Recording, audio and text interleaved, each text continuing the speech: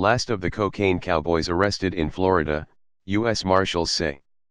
The brother of the infamous cocaine cowboy Augusto Falcon was arrested in Florida Wednesday after spending 26 years evading an indictment that accused him of smuggling cocaine into the U.S.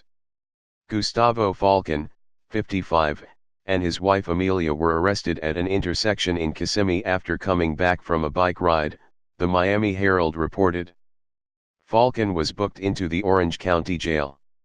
Barry Golden, a U.S. Marshals Service spokesman in Miami, told the newspaper Falcon obtained fake driver's licenses for himself, his wife and 2 children using Miami addresses.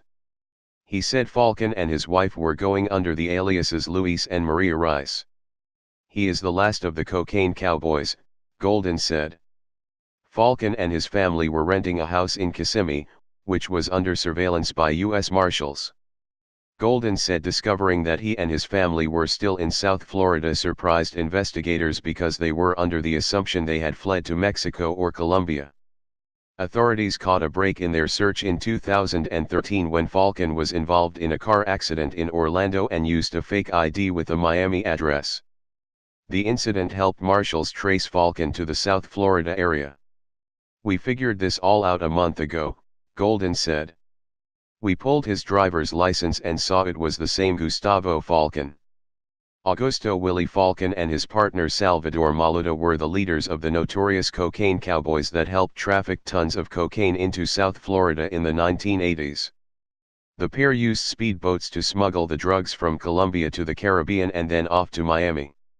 In 1991, the Falcon brothers and Maluda were among those charged with smuggling 75 tons of cocaine into the U.S. between 1978 and 1991, according to the Herald.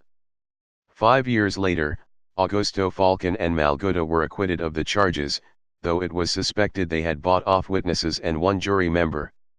Maluda was retried and convicted of money laundering in 2002.